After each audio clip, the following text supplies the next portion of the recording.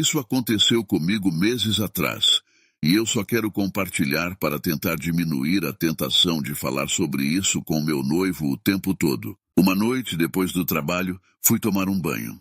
Admito que eu não tinha dormido direito na noite anterior, então estava extremamente cansada. Coloquei minha música no volume máximo no meu celular, para poder ouvi-la sobre o som da água corrente do chuveiro. No meio do banho, o volume da música diminuiu até ficar mudo. Virei-me para abrir a cortina e descobrir o motivo, quando meu noivo puxou um pouco a cortina, enfiou a cabeça no chuveiro e sorriu para mim sem dizer nada.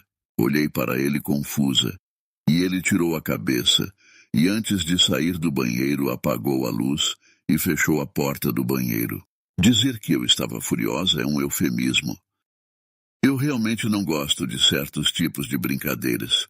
Pode me chamar de chata se quiser. E uma brincadeira envolvendo escuridão, um banheiro molhado e escorregadio. Isso me atingiu com força, considerando a quão cansada eu estava. Imediatamente saí do chuveiro e acendi a luz novamente. O interruptor está bem entre o espelho e a porta. Saí do banheiro sem nem pegar uma toalha. Encontrei meu noivo sentado no computador com o fone de ouvido e explodi com ele. Ele tinha uma expressão confusa e apavorada, enquanto eu perguntava por que ele achava que isso era engraçado, dizendo para ele nunca mais fazer isso de novo. Ele me pediu para explicar o que ele fez de errado, o que me deixou ainda mais irritada. Mas quando ele disse que estava jogando desde antes de eu ir tomar banho, eu acreditei nele. Para começar, ele odeia brincadeiras ainda mais do que eu. Estamos juntos há 6 anos, e ele nunca sequer pulou de um canto para me assustar. E eu nunca o vi mexer com mais ninguém. Ele não é o tipo de pessoa que sequer pensaria em fazer algo assim. Mas eu estava tão cansada que não pensei em nada disso antes de eu perder a cabeça com ele. Além disso, a configuração do apartamento teria tornado impossível para ele voltar ao escritório sem que eu o ouvisse. Entre o banheiro e o escritório, há um portão daqueles cercadinhos de metal barulhento que coloquei para que meu cachorro não entrasse no escritório. Entre a sala de estar e a cozinha tem outro portão barulhento. Eu também teria ouvido seus passos no chão de madeira se ele estivesse se movendo tão rapidamente quanto precisaria. Pensei sobre isso repetidamente. É a coisa mais assustadora que já me aconteceu, e eu quero atribuir isso à privação de sono. Mas eu tive que aumentar o volume da minha música novamente. Eu tive que acender o interruptor de luz novamente. Eu tive que abrir a porta do banheiro para sair. Nós deixamos a porta aberta quando tomamos banho porque somos só nós dois, e o banheiro tem uma ventilação ruim para o vapor. Fiz ele verificar o apartamento para ver se havia mais alguém, embora eu saiba como ele se parece, e aquele rosto era dele. Pedi para ele ficar no banheiro comigo até eu lavar o condicionador do meu cabelo. Penso nisso toda vez que tomo banho agora.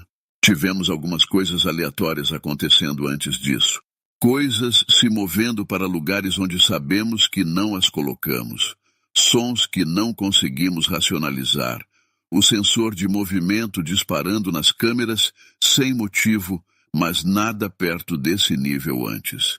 Eu não sei o que estou procurando aqui além de um momento para esvaziar minha mente. Mas se alguém teve uma experiência semelhante a essa, eu aceitaria opiniões. Meu nome é Elizabeth e quero compartilhar uma história que ainda me dá arrepios. Eu tinha 9 anos quando isso aconteceu e minha irmã tinha 3 anos. Desde muito pequena, ela costumava ter medo de uma mulher que ela chamava de La Mamá.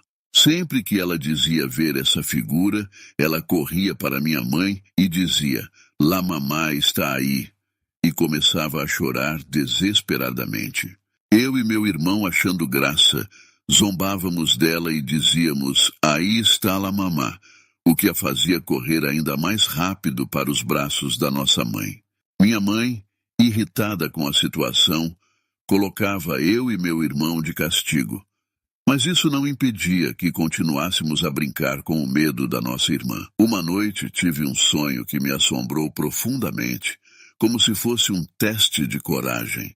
No sonho, eu estava subindo as escadas que levavam à sacada do nosso quarto. A casa estava estranhamente silenciosa e a luz da lua iluminava fracamente o corredor. Quando cheguei ao topo das escadas, parei na porta, paralisada pelo medo. Lá estava ela, uma mulher em um vestido todo preto, com cabelo preto e bufante que parecia flutuar ao redor dela. Seus olhos eram profundos e vazios, e ela tinha um sorriso sinistro no rosto. Ela olhou diretamente para mim e disse com uma voz fria e arrastada: "Eu só quero brincar." De repente, ela começou a se contorcer de uma maneira antinatural, como se seus ossos estivessem se quebrando e rearranjando. Eu gritei de terror e comecei a correr, descendo as escadas o mais rápido que pude. Quando cheguei ao final das escadas, vi meu pai parado na sala de estar. Corri até ele e ofegante disse: "Aí está lá, mamá." Ele olhou para cima, em direção à sacada, e foi nesse momento que acordei do meu sonho, suando frio e com o coração disparado. No dia seguinte, contei para minha mãe sobre o sonho. Ela apenas disse que era um pesadelo e que eu não deveria me preocupar. Mais tarde, naquele mesmo dia, meu tio veio nos visitar e, durante a conversa, mencionou que também tinha sonhado com a mamá. Ele descreveu a mesma mulher que eu tinha visto no meu sonho, com o mesmo vestido preto e o mesmo sorriso sinistro. Foi nesse momento que parei de zombar da minha irmã e comecei a levar seus medos a sério. Tem uma história que aconteceu comigo há alguns meses. Uma vez eu estava dirigindo para esclarecer minha mente e passei por umas estradas escuras. Jurei que vi alguém andando pela estrada. Era uma estrada de mão única, onde os carros só podem ir em linha reta e não há casas por perto. Eu estava passando por lá porque é um atalho de volta para a rua onde moro e vi alguém todo de preto mancando pela estrada. Reduzi a velocidade para ter certeza de não bater nessa pessoa. Mas quando fiz isso, a figura preta parou de andar também. Obviamente tive uma sensação estranha e continuei dirigindo com os faróis altos ligados. Quando eu virei, a figura ou pessoa não estava mais lá.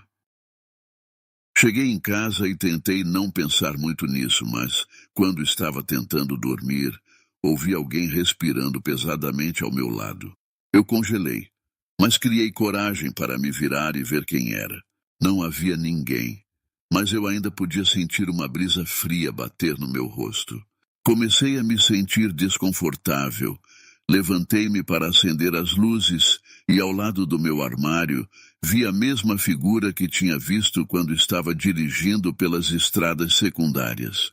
Obviamente corri para acender as luzes e, quando o fiz, não vi mais a figura. Não consegui dormir naquela noite, e quando finalmente consegui, tive um sonho em que alguém com uma túnica marrom estava cantando em inglês, mas eu não conseguia entender. Então, a pessoa olhou para mim e gritou, e foi quando acordei. Desde então, não vi mais a figura, mas ainda é uma coisa estranha de se pensar. Meu nome é Angel, tenho 14 anos. Essa história aconteceu quando eu tinha 9 anos. Eu morava em uma pequena fazenda, no interior do Paraná. Tínhamos cabras, galinhas e muitos animais de fazenda. Eu sempre brincava com eles, mas em uma noite escura e fria, estávamos dando uma festa e novamente fui brincar com os animais. Mal sabia que eu veria o diabo. Corri para as cabras e fiquei paralisado de medo. No fundo da fazenda, vi a sombra de um humano, mas não era como nada que eu já tivesse visto. Tinha a forma de um homem alto com chifres. Um pé era de cabra e o outro era de galinha. Meu cachorro começou a latir como um louco. Minha família correu enquanto eu gritava, e meu pai foi para os fundos com uma lanterna enquanto minha mãe me atendia. No dia seguinte, quando fomos à igreja, minha cabeça começou a doer. Foi então que minha família decidiu me batizar e tudo voltou ao normal. Só Deus sabe o que teria acontecido se meu cachorro não estivesse lá e eu não tivesse gritado.